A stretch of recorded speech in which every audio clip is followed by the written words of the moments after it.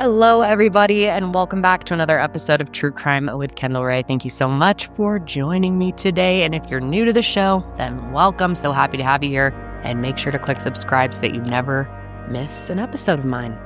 Now, guys, today, we are talking about something that I know a lot of you are already familiar with because this has gone super viral.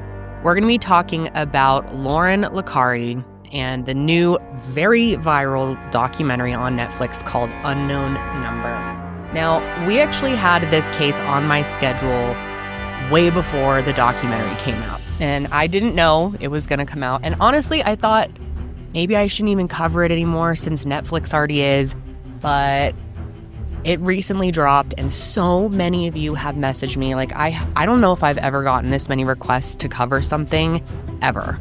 Well, maybe, I don't know. But this is up there with most requested. And I know that there are going to be some people that are like, oh, you're late to the party. We've already watched it. And that's fine. This isn't for you. This is for people that want to have a conversation, to hear my thoughts, and to also go over some of the things that Netflix left out, because there was quite a bit. And there's been so much conversation and dialogue and theories about this case circling the internet that I thought it would be interesting to dive into it with you guys today. And I also have to say right off the bat, I was really annoyed that I already knew this story before watching the documentary, because the way that they laid this thing out was perfect. You would have no idea the big twist. If you don't know, don't worry, I won't spoil it until we get there. But this is a spoiler alert. This entire episode, you will know the whole gist of the documentary after watching this episode. But I wish I didn't know going into it, because it would have been such a shock, and seeing people's reactions online had been really interesting. But even though I already knew most of the details on what happened, I was still just blown away by this documentary, and I thought to myself, I still need to cover this. I need to talk about it. I need to get my thoughts out there, because I have so many. This was one of the most absurd stories I have ever heard.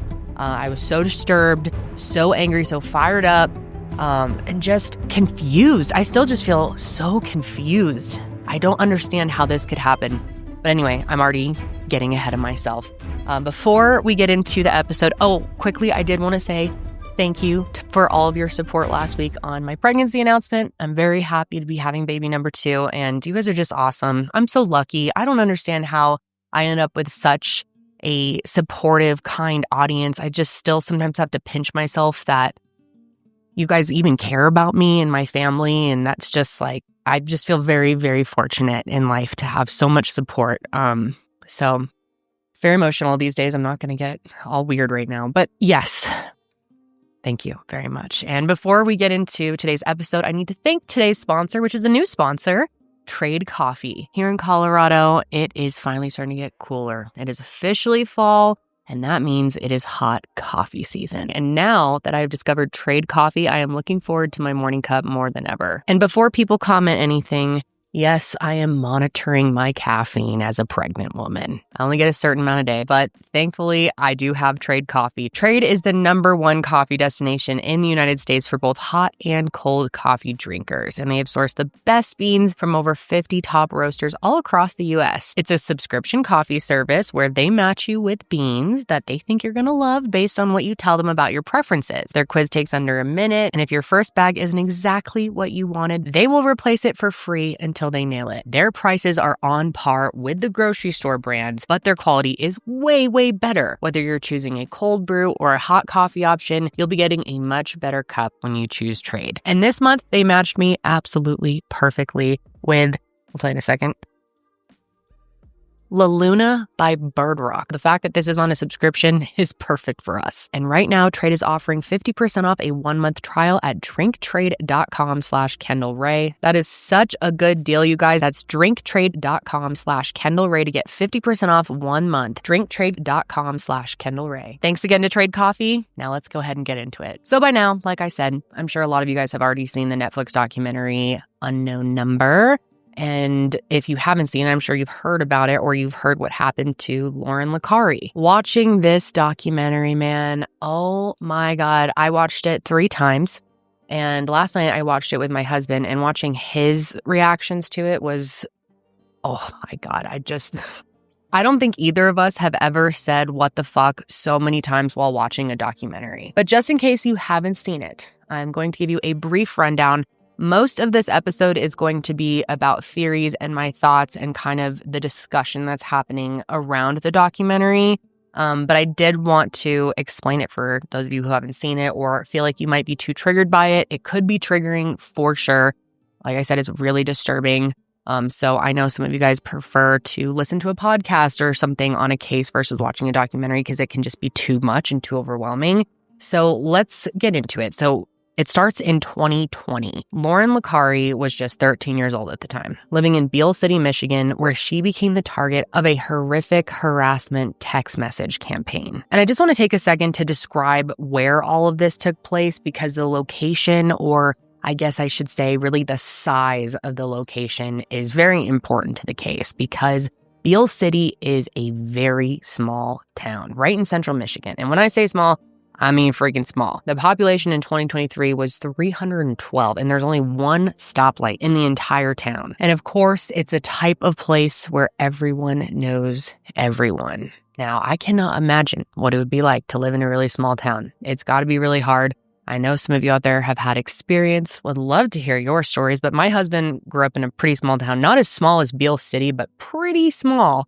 And the stories he had about people and parents even and like weird high school shit definitely reminded me a lot of Lauryn's story. Now, Lauryn's mom, Kendra, wasn't originally from the area, but her dad, Sean, did grow up there and he went to school with a lot of the other adults there, including Jill and Dave McKenney, who were the parents of Lauryn's first boyfriend, Owen. And the two of them started dating in middle school and their families were very close, which is very similar to my childhood. I had a middle school boyfriend who I dated for like 3 years, and our families were really close friends. So we spent a lot of time together. And that was definitely the situation for Lauryn and Owen. And Jill and Kendra became very good friends. And of course, remember, this is 2020. So their families were even in each other's quarantine bubble. And they spent a whole lot of time together, whether at bonfires, dinners, or attending the kids' sporting events. And it honestly seemed like Lauryn and Owen had a really sweet, very innocent relationship that all four parents really supported. But that would drastically change because in October of 2020, their classmate Chloe and her family were hosting their annual Halloween party. Now, there are some conflicting things about this Halloween party. Lauryn said that she was not invited. However, I've seen that it was kind of like an open invitation to anyone in the town, open house kind of situation, and that Chloe's mom even reached out to Kendra to let her know that all the kids were invited, but maybe it was something where Chloe had, I don't know, word had gotten back to Lauryn that she wasn't invited because for whatever reason, Lauryn did not think she was invited. But either way, it did cause a little friction because Owen wanted Lauryn to attend it with him, but she was hesitant to go. And then to make everything much worse, the two of them, Lauryn and Owen, started to receive these text messages in a group chat from a random number that neither of them had saved. Neither of them knew who it was. And one of the first messages said this: "Hi, Lauryn. Owen is breaking up with you. He no longer likes you and hasn't liked you for a while." And also, I just want to know, I'm not going to be reading every single text message in this episode. There are a lot. Netflix didn't even include them all because it would be just ridiculous to include them all. It's pages and pages and pages of text. So just keep that in mind. There are many more. But another one came in and it was very sexual and referenced the Halloween party, saying, "Not sure what he told you, but he is coming to the Halloween party and we are both DTF." And if you didn't know, I'm sure most of you know, but DTF means down to fuck. But yeah, very concerning for high school students. And these were very bizarre and intense messages right out the gate. And it stopped just after a few of them were sent. So everyone kind of moved on and things kind of went back to normal. They never figured out who it was, but no more were coming in. So they're like, okay, maybe that was just some weird thing. Never knew who sent them, but we're going to go on with our lives.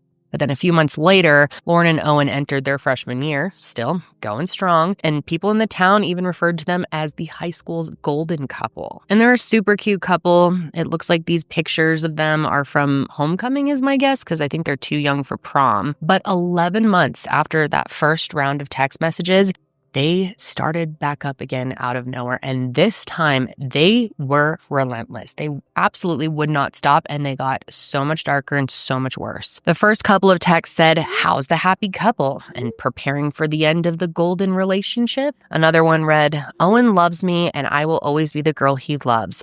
He will be with me while your lonely, ugly ass is alone." Now, of course, the kids tried to do what anyone would do to stop these messages, block the number. But every time they did that, a new one would just pop up. I mean, these were just so vicious, so relentless. And Lauryn would even try to call the numbers, but she, of course, never got an answer. And sometimes she would even respond back to the messages, begging them to stop or even standing up for herself at times, but that didn't seem to do anything. In fact, it seemed to just make it worse because it's just escalated from there. And sometimes she was getting up to 50 text messages a day from this number. And at some point, the messages really shifted from trying to put a wedge between Owen and Lauryn, trying to break them up, to just disgusting and awful attacks on Lauryn. One of them said, "You are the ugliest person I've ever seen."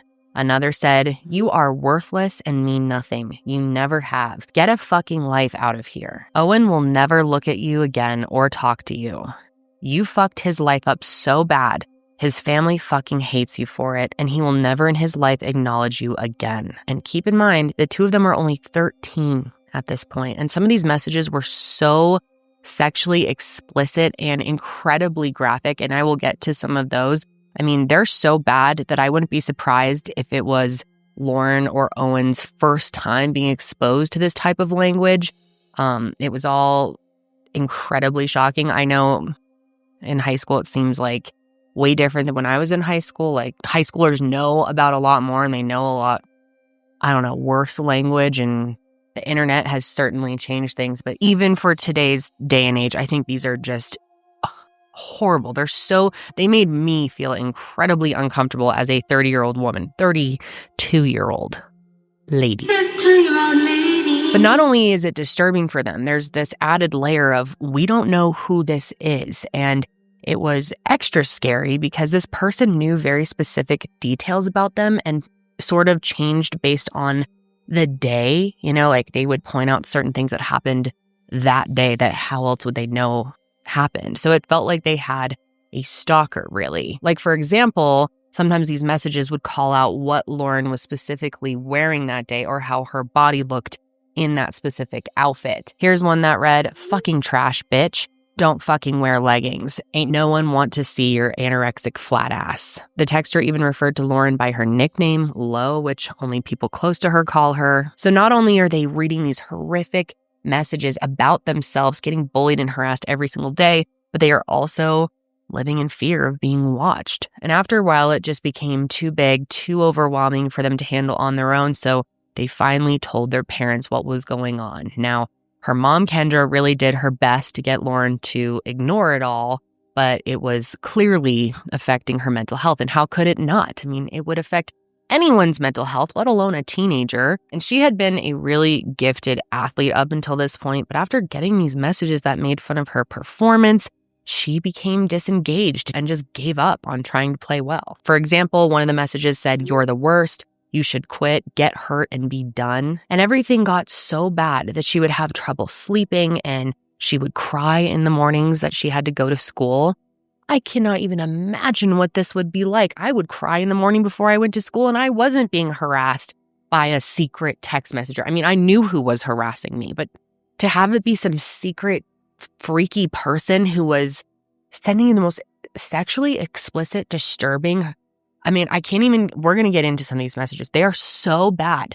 I cannot imagine as a teenager having to get up at the crack of dawn, put on your clothes, and go face this, having no idea who it was, thinking anyone I could interact with today could be this person who has been harassing me for months. I mean, over a year at this point.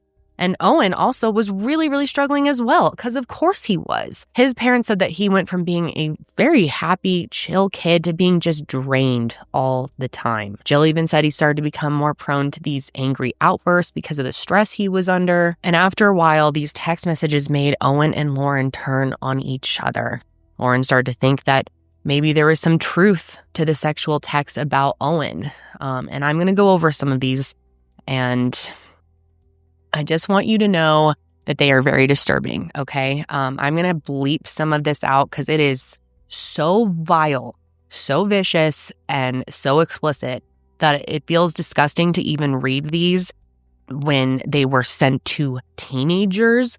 But I think in order to really get the message across of how bad this situation was, the sexual harassment that Owen dealt with, and Lauryn as well, that you need to know exactly what they said. I mean, other than the fact I'm going to have to bleep them. I'm sure you guys will still be able to figure it out. And it's also really weird. The texter started saying we at some point, and I don't know why they decided to do that. Maybe to kind of throw them off.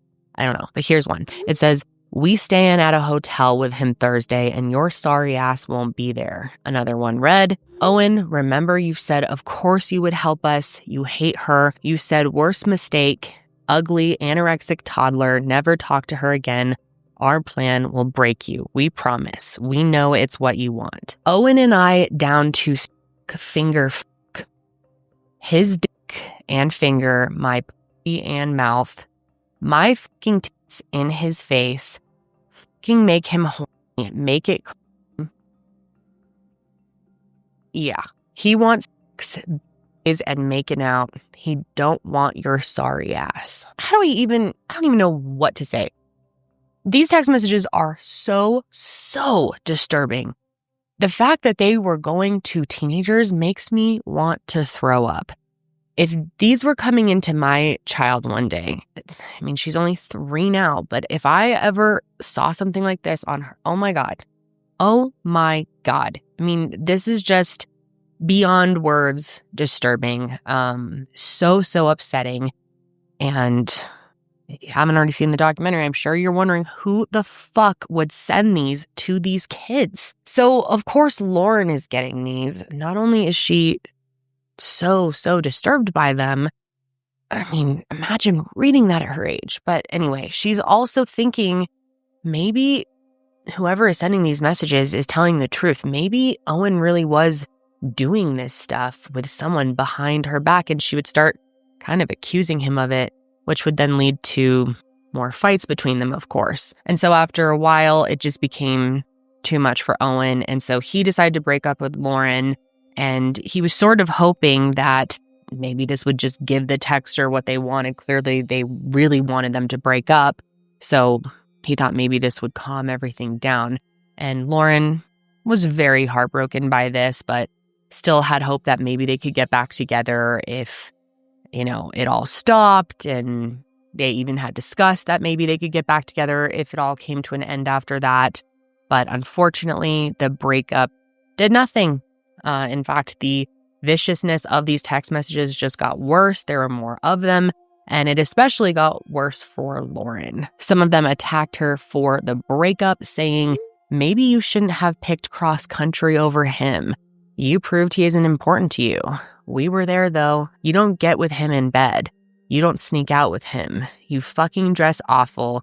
Ain't no guy want that." And others saying things like, "He thinks you're ugly. He hates you. We won. His life would be better if you were dead." At one point, they even sent a photo of the two of them with things written on it like, "He is ours. You still grateful now, bitch, LMAO, and we won." And these text messages were also becoming more and more threatening and encouraging Lauryn to harm herself. And I know I issued sort of a trigger warning in the beginning. I am issuing it again. This gets disturbing. Could be very, very triggering to some of you out there. One of them said, "Warning, you f*** yourself before we do." Another one read, "F*** yourself or we will." So just flat out encouraging her, threatening her really to what I interpret as her own life. I think that's pretty clear that that's what this texter wanted. And yes, Lauryn was definitely getting the worst of it, but Owen was also still being harassed even though they broke up.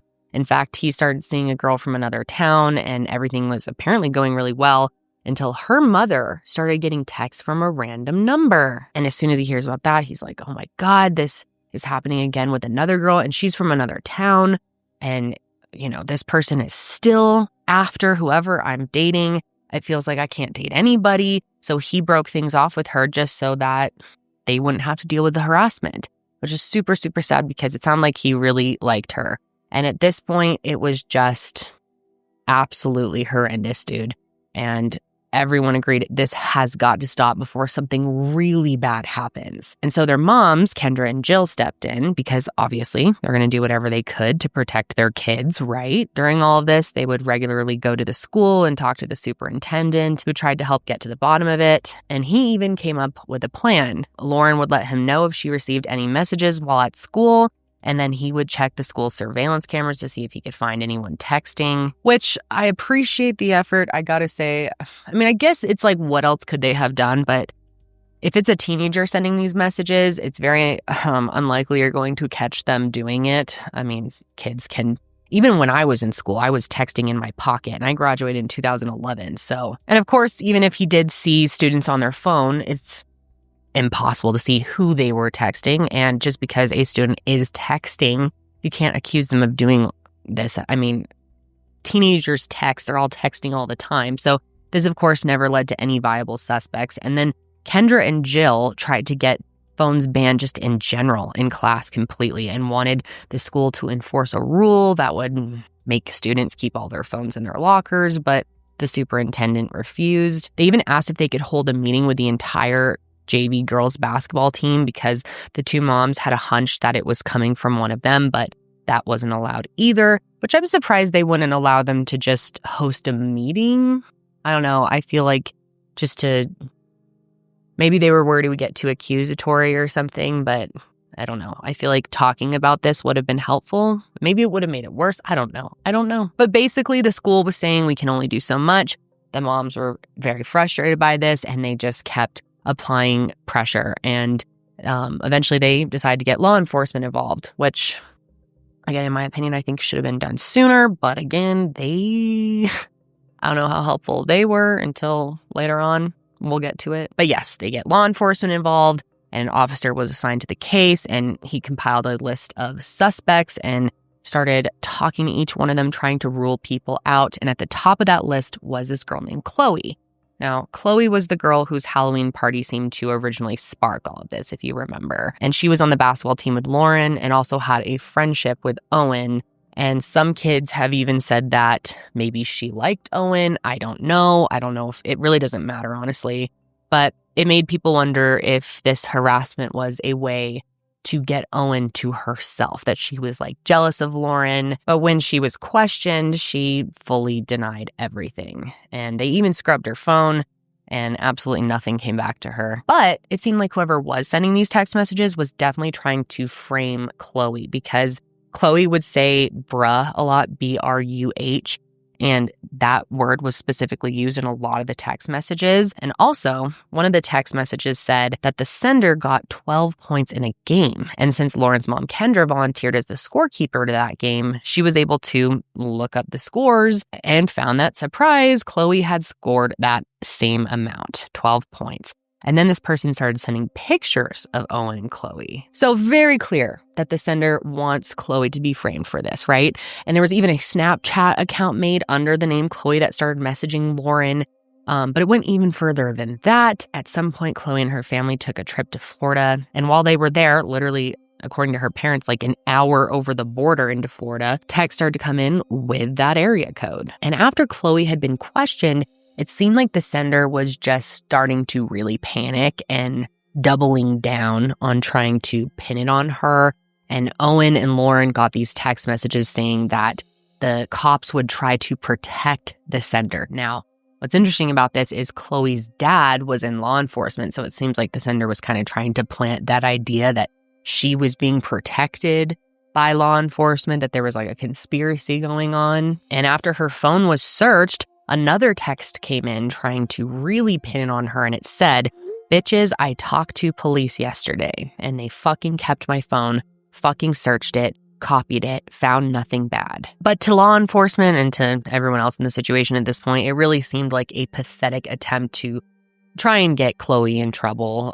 It was pretty clear it was not her, and so police started to consider who would want to frame Chloe, which led detectives to their next suspect, Owen's own cousin, Adriana. Now, apparently, a few years before all of this, Chloe had gotten into some trouble for bullying her. She explained in her interviews that she always kind of felt like the outsider, and they thought maybe she had enough, and she was, trying to get back at Chloe after all this time. And one of the text messages included a photo that was taken at Owen's parents' Christmas party, which only a few people attended. And Adriana, of course, being his cousin, happened to be one of them. And so because of this, she was questioned and her phone was searched. However, they didn't find anything on it, which ultimately did rule her out. But oh my God, I felt so bad for her in this documentary. It's awful that she had to go through any of this in the first place and be accused.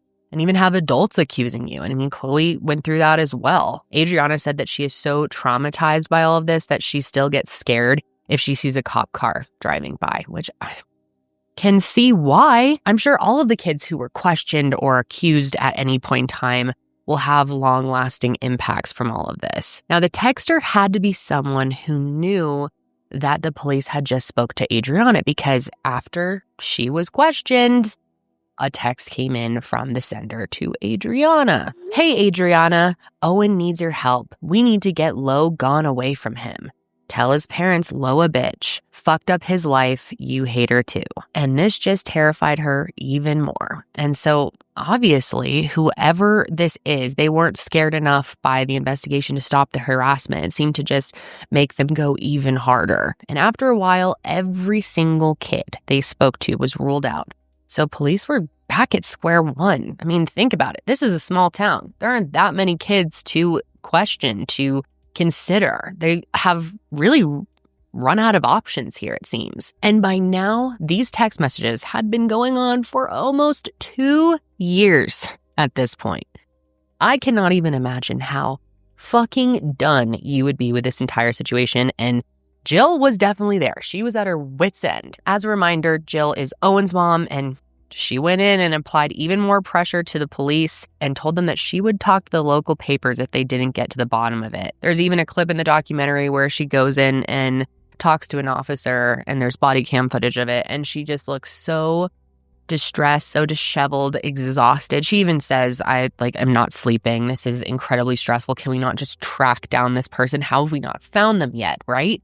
This has got to be a kid in the school. How hard is it to figure out who's doing this? But finally, with so much pressure on law enforcement, which I'm surprised it took them this long, honestly, they went ahead and turned to the cyber crimes unit of the FBI for assistance. And they soon discovered that all of the messages were connected to an app called Pinger, which I had never heard of.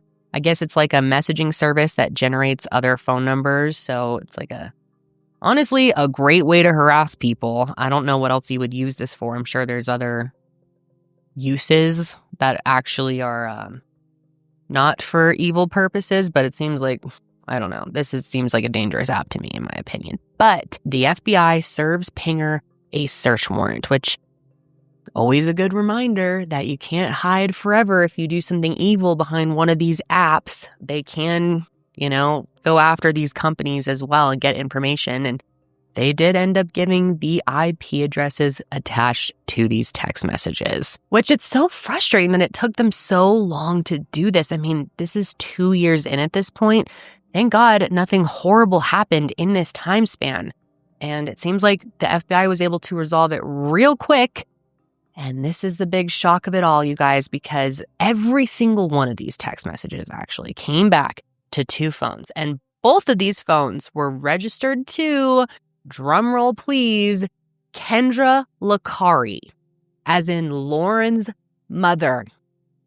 Yes, that is right. The whole time, it was Lauryn's mom sending these vicious, harassing text messages to her own child and her friends, sexually explicit messages encouraging her to harm herself, to her own daughter, bullying her. When I first heard about this case, I was blown away.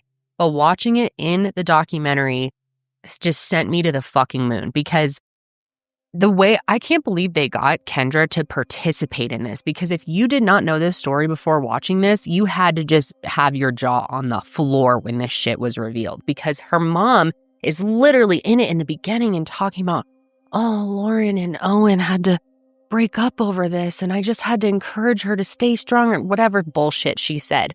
Meanwhile, it was her the whole fucking time, over 2 years, dude.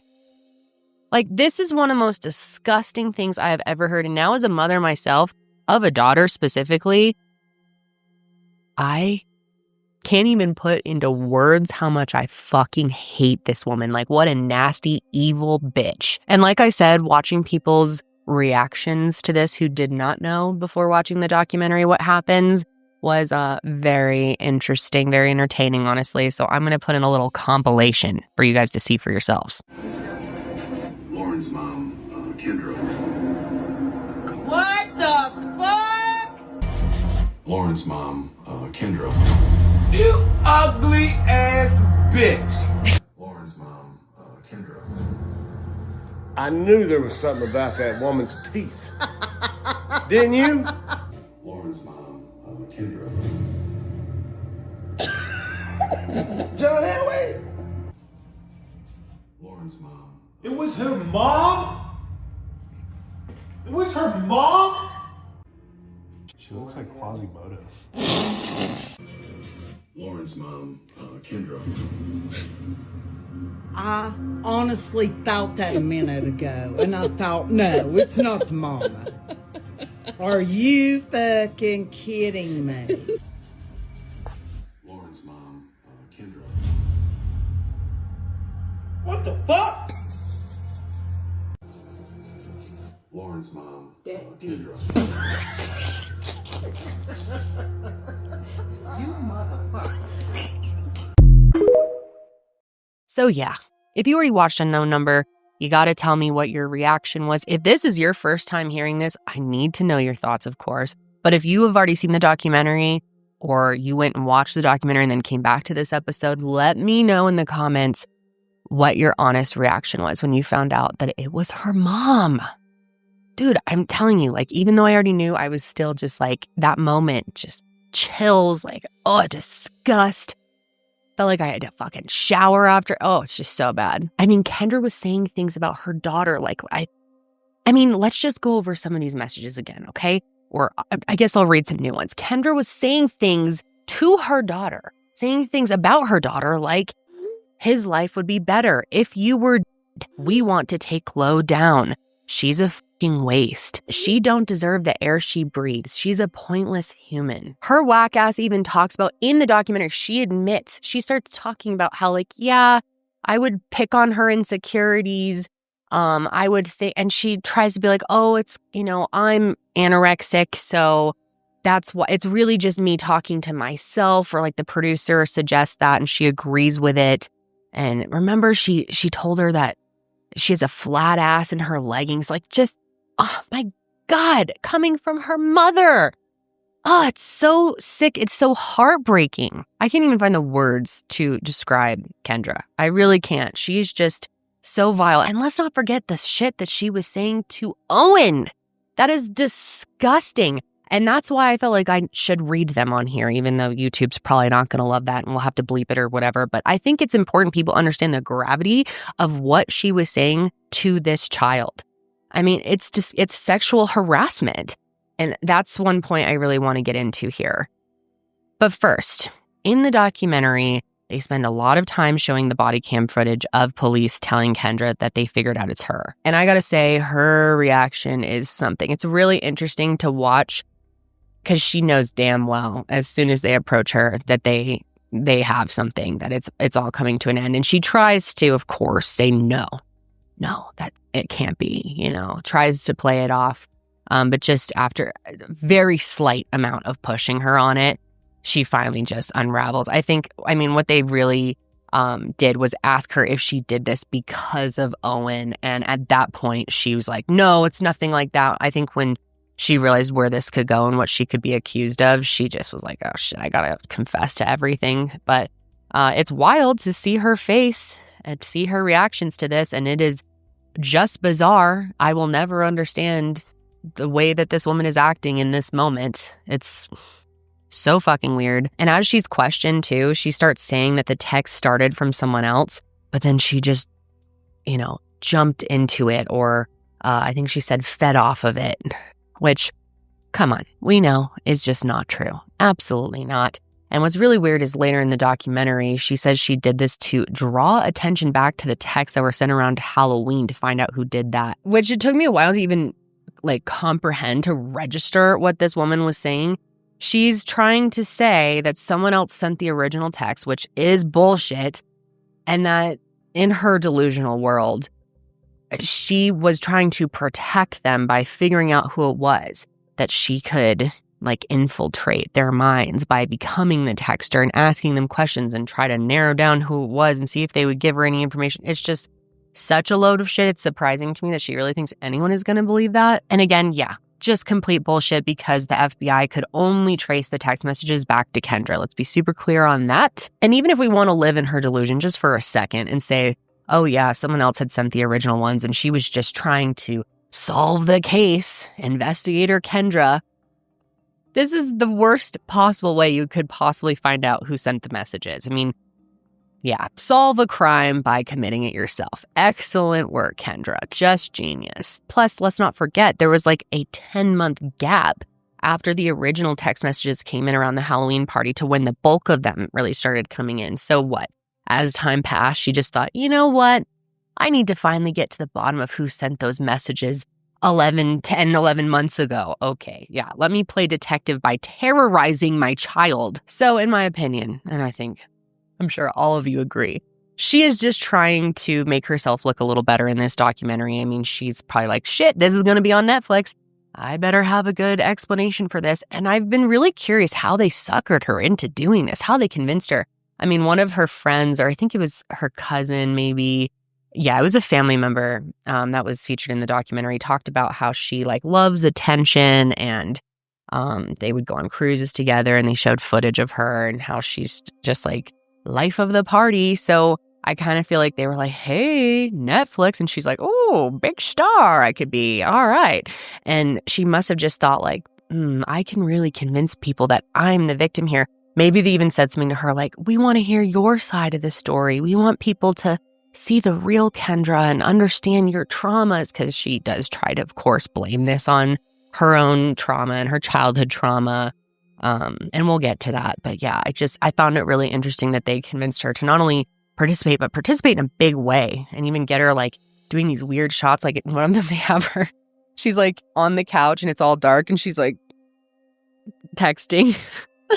Oh, it is wild. It is seriously one of the craziest documentaries I've ever seen in my life, dude. But anyway, back to the body cam footage. So while the cops are confronting her, she gets freaked out when they say they have to tell everyone. That was a big moment. Her eyes got big there. She was like, oh shit, everyone's gonna know. My daughter is gonna know. And she even said that she's worried about how Lauryn will be treated at school once it all comes out, which it's hard to even take this woman even 1% serious. You really expect anyone to believe, even these officers, that you're worried about her well-being and what it's going to be like for her at school? She's been suffering trying to get ready for school every single morning for the past 2 years at your hands. You have been harassing her. You have been torturing her, tormenting her mentally, and now you're worried about her well-being? Shut the fuck up. I don't think she was worried at all about Lauryn having a hard time, about her being embarrassed.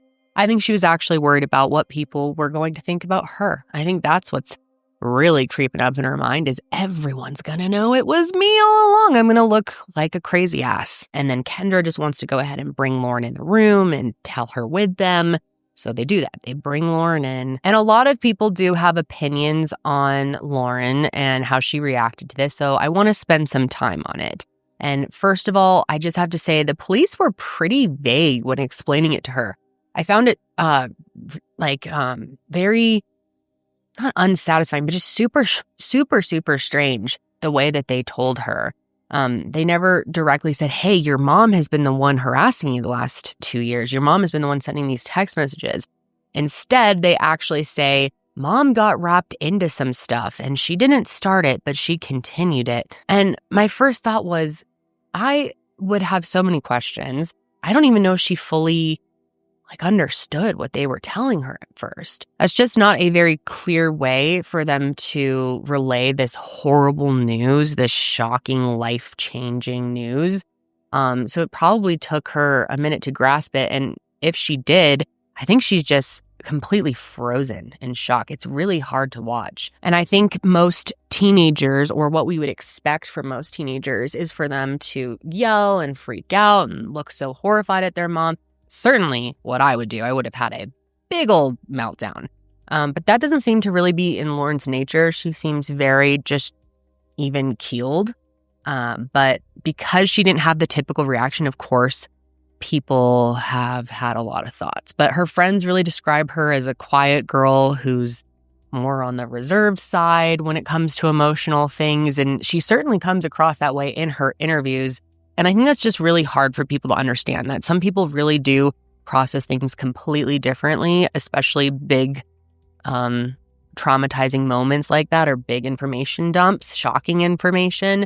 So when you think about it like that, it doesn't seem that odd for her to have been internally processing everything the way that she was. And I also don't think it was the right decision for police to tell her all of this in front of Kendra. I mean, maybe they were legally obligated to because she was a minor, but I don't know why they wouldn't have told her father, Sean, first, which we'll talk about how he found out, and then maybe, inform Lauryn in the room with him later on in a safer environment, or take some time. Like, Kendra had just been confronted with all this, and it seemed kind of a rush to tell Lauryn. I don't know. The whole thing was so strange to me. But of course, there are a lot of people out there who think that Lauryn may have been in on it. And that's why her reaction was the way that it was.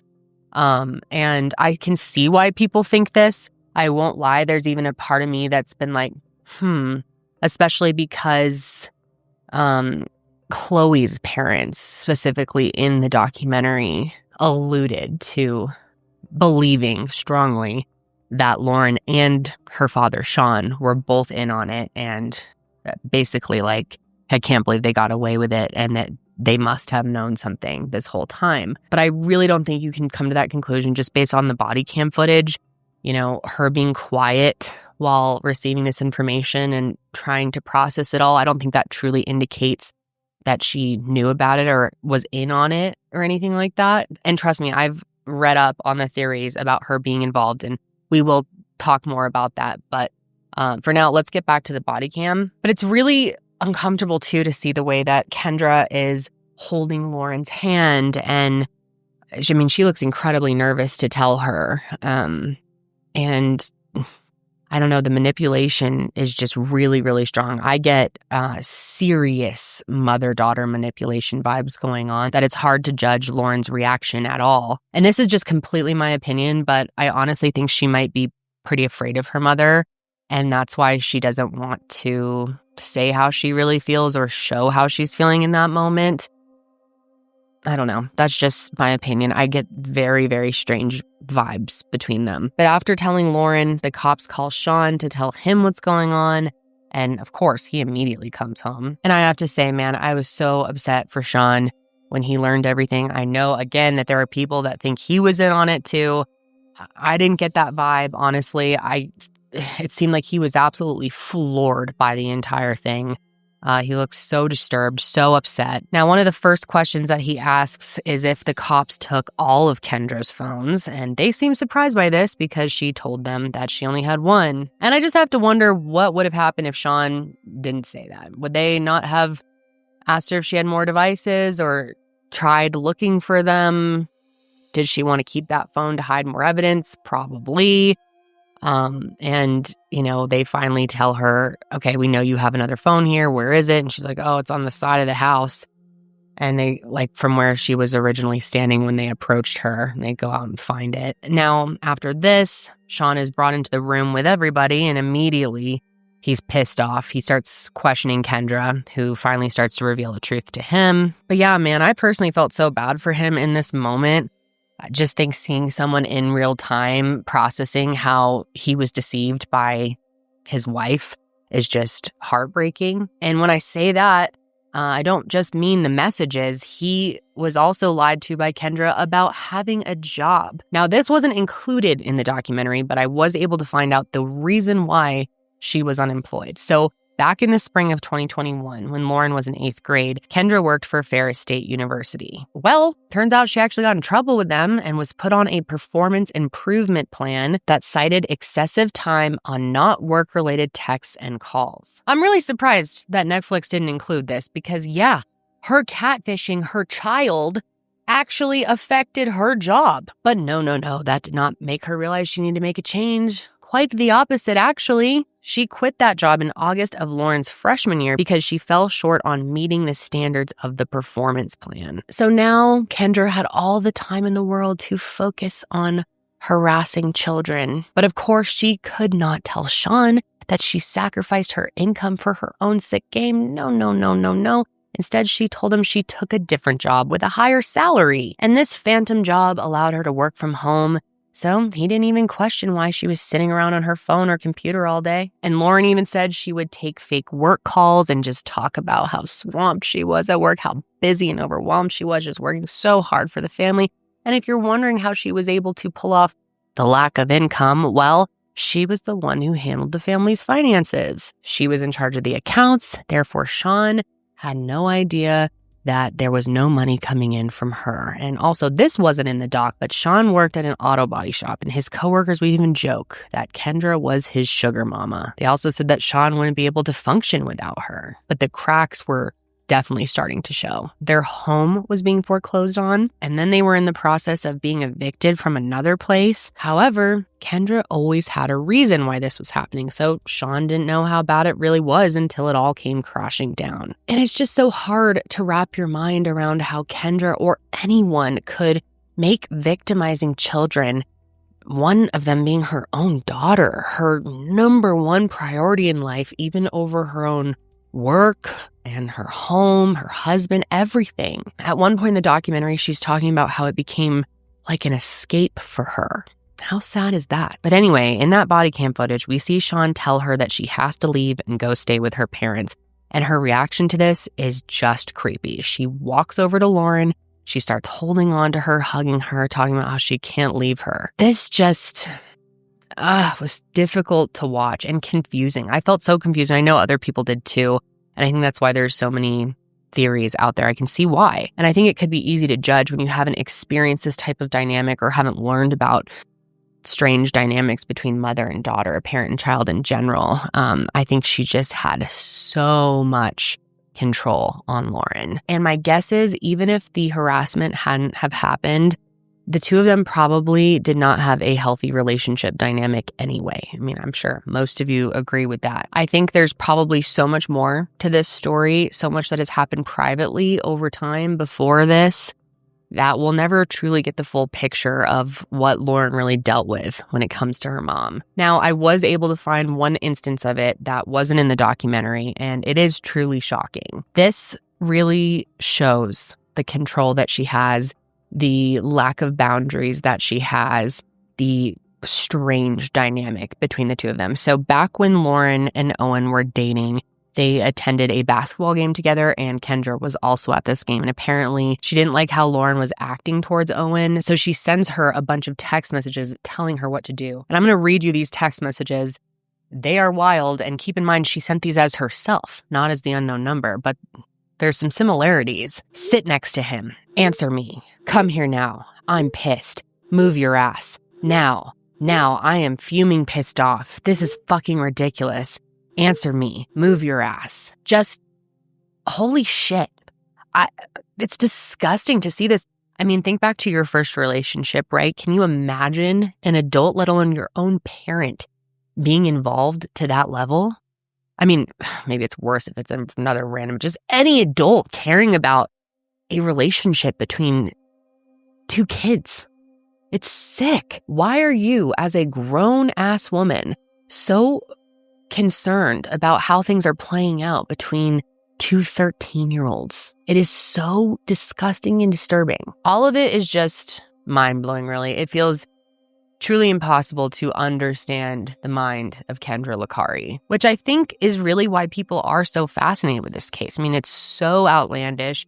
It really makes no sense, and we have a hard time trying to imagine why any adult would do any of this. And any reason that Kendra tried to give makes no sense. I don't think there's any explanation that would make any sense for this other than just, yeah, I'm evil and weird. So like I said earlier, at first she was trying to play detective. That was her original explanation for this, that it was all just, trying to get to the bottom of who was harassing her daughter, which we all know is ridiculous and no one else was harassing her but you. But another reason that she gave was that she had been sexually abused when she was 17. And as Lauryn was approaching that same age, she became paranoid that it would happen to her too. And so she said that she sent these text messages as a way to keep her close, to stop her from growing up. And she doesn't really expand on that. So I don't understand at all what she meant. I don't know how you're protecting her or trying to keep her close by sexually harassing her, really, and Owen as well.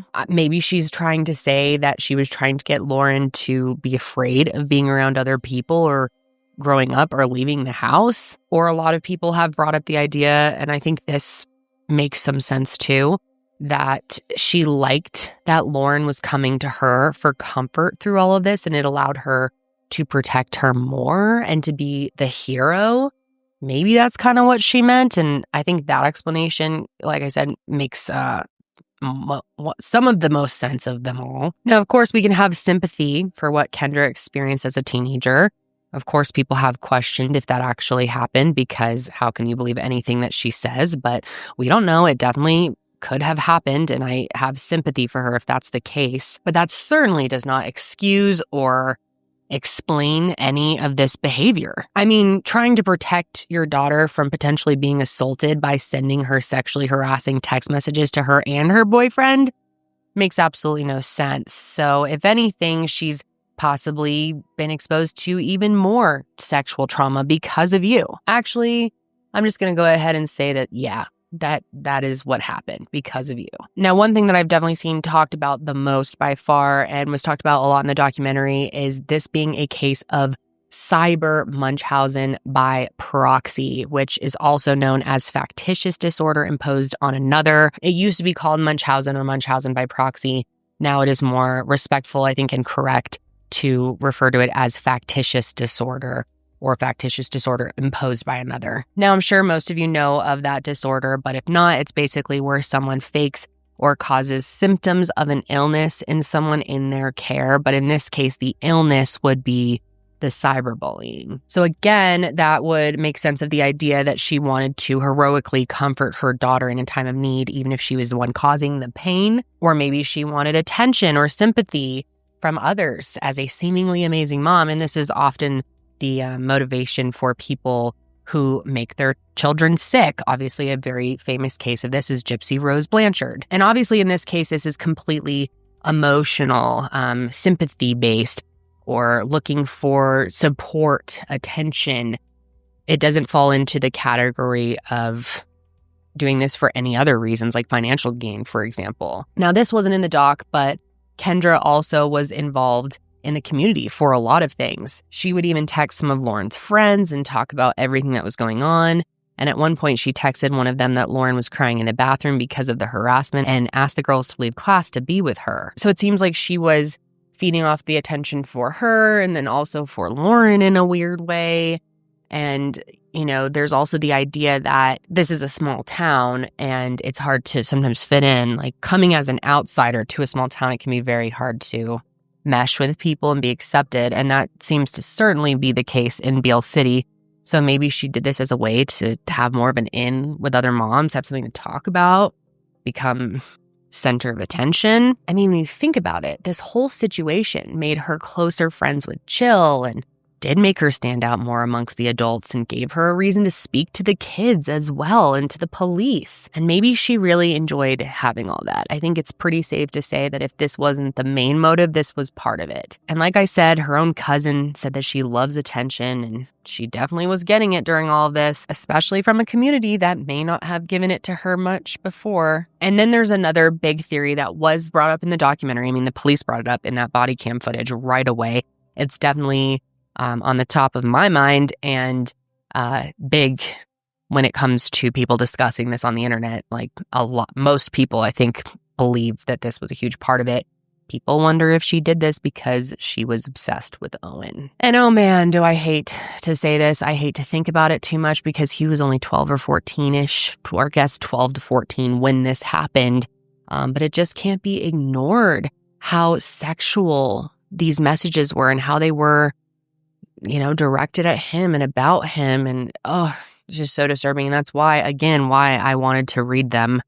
I just feel like it's important people understand what he went through as well. And I do think she has a bizarre obsession with Owen. I think in a lot of ways, she's sort of entertaining this sick fantasy and obsession that she has with him. And she would also always involve herself in their relationship. Like if Owen was ever over, she would tell them to go on the trampoline or take a ride on the family's utility vehicle, almost as if she's vicariously living through her daughter through her relationship. And think about those text messages that weren't in the documentary that I read you earlier about her obsessing over the way that the two of them were interacting at the basketball game. I mean, that is bizarre behavior that most adults wouldn't even think about doing. And not only that, this freak would go on their dates, sometimes tell them how to pose for pictures, and then printed them out as gifts to give to him. And I think this again shows that there's just no boundaries in the relationship between Kendra and Lauryn. I mean, if my parent got involved in my relationship at any age, especially this age,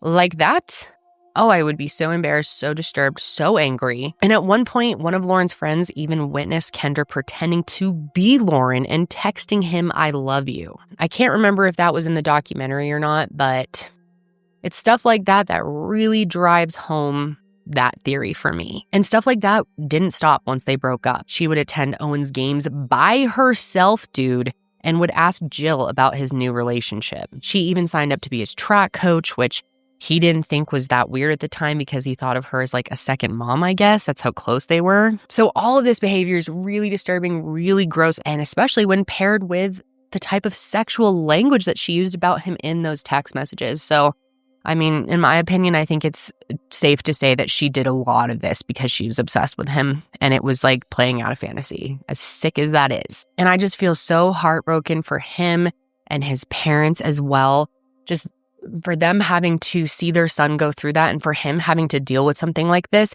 at such a young age is understandably going to have a long-lasting impact on him. Not to mention all of the trust issues that this is going to cause him for the rest of his life. In his victim impact statement, he said, "At the end of the day, this will be over and we can try to go back to our lives. You can try, but it scarred me. This whole thing is going to affect me the rest of my life."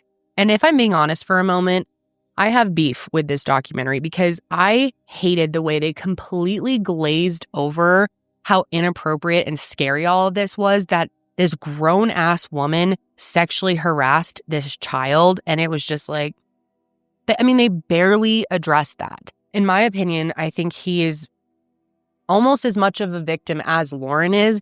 And the fact that they just kind of like brushed over that and he was a secondary to the whole thing was really disturbing to me. I just hope he is doing okay, especially now that this is all public. I just can't imagine having gone through everything that he has at his age and then having it all be public like this. Now, going back to Lauryn, okay? Obviously, the biggest discussion surrounding the case online is whether or not she was in on it. I know you guys are going to be super split on this, and I'm just going to say it right now. I don't know what to think completely, but I heavily lean towards she didn't know anything was going on. The one thing that really got me was Chloe's parents alluding to that. That was strange to me.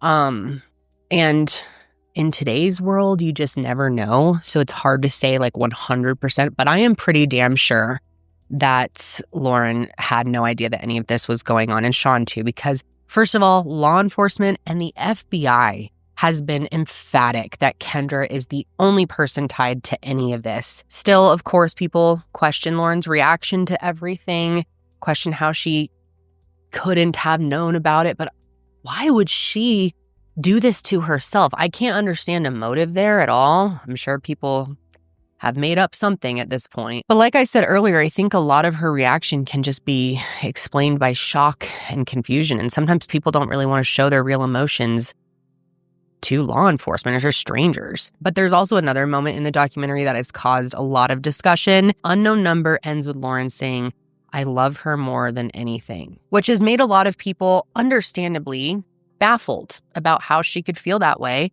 after all that has happened. But I don't know if people are giving her enough grace for the situation. Look, man, a toxic parent relationship is incredibly complicated and very confusing. I'd imagine that unpacking something as difficult as your parents secretly harassing you for 2 years would be very complex and very difficult, especially at Lauryn's age. But I also want to point out, I think that moment could also be Lauryn getting an unfortunate edit by the makers of this documentary. Now, let me explain what I mean. Okay, so in the doc, there are 2 different interviews with Lauryn. And one of them, she's wearing a pink long sleeve shirt. And then another, she's wearing a gray sweater. Now, we don't know the exact dates these were filmed, but it definitely seemed like the pink shirt interview was shortly after everything happened. And the gray sweater was a follow-up interview a while later. And in the gray sweater interview, she seems a lot more logical about how she talks about her mom. She seems a lot less, I don't know even how to explain it. She seems like things have hit her. Like it's had a lot more time to sink in by this point. She does say in the gray sweater interview that she'd be open to mending their relationship at some point, but when the time is right, which is a lot different than how she acts in the pink shirt interview. She also acknowledges that she wants to trust her, but doesn't think she can yet. And I'm curious what else she said that could have been possibly cut out. But in the pink shirt interview, she speaks more highly of Kendra. And I think that's because it was earlier on in her processing. And that last line of, "I love her more than anything," comes from the interview that I think was first. I think we can all agree that that was clearly done first. So I don't think that's a reflection of how she feels now. And I think it was very unfair that they put this at the end as her final word after she was the victim in all of this. And I think we all have to keep in mind that you never know how questions were posed to someone by the filmmakers, because obviously they want to put together an edit that's going to be the most shocking. So it's possible she was asked, "How did you feel about your mom before all of this?" or something. And I don't know that to be true, but I'm just saying none of us know. She could have been asked, "What did you think of your mom when you were younger?" I mean, she may not necessarily have been asked, "What do you think about your mom right now?" But she may have. And that may have been her answer. And she may have still been processing it at that point. Or she may really feel like that. And they have this twisted relationship that, can we blame Lauryn for being manipulated like that by her mom after we've seen the way that she manipulates her daughter? I just felt like the way that these 2 interviews were like kind of weirdly spliced up, and there wasn't much from gray sweater interview. I don't know. It made me feel like it was edited like that for dramatic effect, which obviously this is going on Netflix. They want to do that. I don't know. It is a pretty strong, shocking way to end the whole thing, but I really don't think it's fair for people to use it as evidence that she was involved. At the end of the day, Kendra worked hard to manipulate everyone. She manipulated all these adults for 2 years. And to think that Lauryn got the brunt of that, who knows what had happened in those 2 years that we don't know about, or in all the years of her life. I just think it's really unfair after everything that Lauryn's been through for people to blame her. And like I said, it is possible that she knew. We don't know. I certainly don't know with 100% certainty. I feel very strongly that she wasn't. I can't say 100%. But I just don't think I know that there's certainly not enough evidence for anyone to be accusing her of that. Now, there isn't a ton out there about what's going on with Lauryn today. And I'm glad that it seems like she has some privacy, I guess. But we do know that Sean divorced Kendra and he got full custody of her, which I'm very happy to hear that. The judge also ordered that Kendra wasn't allowed to have contact with Lauryn. And while that has since expired, as far as we know, the 2 of them haven't spoken yet. She did email back and forth with her mom in jail. Very, very strange, the messages that they read in the documentary. Her mom is definitely, I think you could say, love bombing her. It's just gross. But at the end of the day, just because she has been separated from her mom, and as far as we know, they aren't in contact now doesn't mean that she's had a happy ending. This wasn't in the documentary, but she did end up leaving school and enrolling in online classes for a bit. She did end up returning and did graduate, and I'm happy to hear that, but I'm sure that couldn't have been easy. And I really hope that the kids at the school and the other parents were kind to her about all of this and understanding and sympathetic, considering she was a victim in all of this. But with the rumors about her possibly being involved, it seemed like they were definitely swirling around the small town.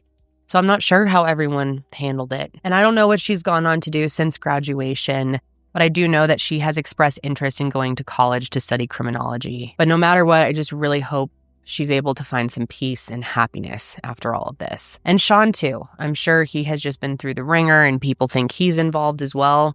Again, maybe. I don't know. But I think for what it's worth, my spidey senses, which aren't great, I'll admit, say no. I mean, I'm normally a sucker, but I don't think that either of them were involved. And my heart is broken for them. It was so awful to watch.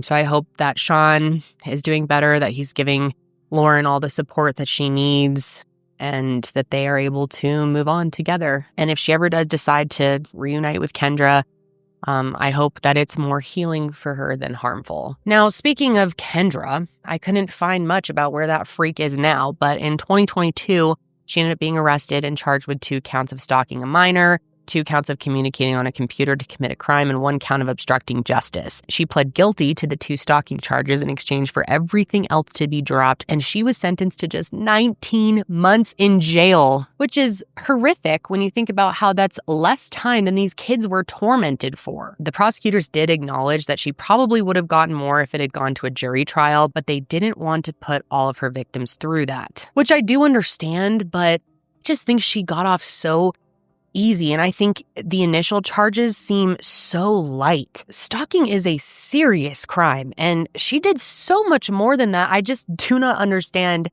In fact, I'm furious that she did not face any charges of sexual harassment or endangering the welfare of a child. There were also no charges pertaining to her framing Chloe or Adriana. And I've seen some people argue that they think the state should have gone for attempted murder with all the time she encouraged Lauryn to take her own life. And I agree. I wish that she would have gotten attempted murder. I really do.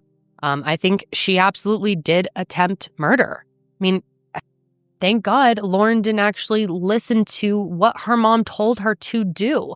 And in the documentary, they asked her about that. And she was like, I didn't think that she was going to actually hurt herself. Like, this fucking woman. But if I'm being honest, I think that prosecutors and law enforcement just haven't caught up, that they don't understand the extent of a crime like this because it was done through a phone. We see many examples where the justice system just isn't caught up to the times and to technology. And I think this is a very clear example of that. But I do have to wonder, and ask yourself this too, do you think the charges would have been higher if this was a man doing this to kids? Because personally, I do. But yeah, unfortunately, she served a pretty light sentence. She's already out, actually, so that's lovely. She is under supervision until 2026, which is hopefully stopping her from doing something awful again. But 2026 is right around the bend, and it scares me that this woman barely served any time and is just free to do who knows what. But I couldn't find anything on what she's doing or where she's living. I'm sure she's keeping that locked down as best as she can. Again, dude, I'm just shocked she showed her face in this documentary. Shocked. It had to be because she fucking has to have the attention. Sorry I'm cussing so much in this episode too. I cannot hold back. But I think it's pretty safe to say she's not in Beale City, right? I mean, she'd be pretty stupid to be there. But yeah, I guess as long as she's not hurting anyone, as far as we know, it doesn't really matter where this idiot is, although I wish she was in jail. God, she's just such a freak, man. Honestly, I just have a feeling that this isn't the last time we're going to hear about her. And that scares me. Actually, though, I bet it's just a matter of time until she crawls out of the woodwork to do some interviews, though, to make a little press tour. Because she would totally do that. But yeah, that's about it. I don't know. I am pretty sick of talking about this freak. I cannot continue on, but I definitely want to hear what you guys thought. Okay, let's have a conversation. Oh my God. I want to hear from you guys if you have a theory on any of this that I didn't already go over. Let me know if there's any other documentaries that you guys want me to cover in the future, if you want me to cover cases like this in the future. Yeah, as horrible as this case was, I do like having more of a conversation with you guys. It's always interesting to hear your feedback and thoughts on controversial topics like this. I'm sure a lot of you will disagree with me about certain things, and I'm certainly open to hearing that. It's always just really interesting to me. I feel like we live in the most opinionated of times, so it'll be interesting to see how people respond to my thoughts. But yeah, that's going to be it for me today, you guys. I'll be back with a normal case, very different from unknown number next week. But until then, stay safe out there.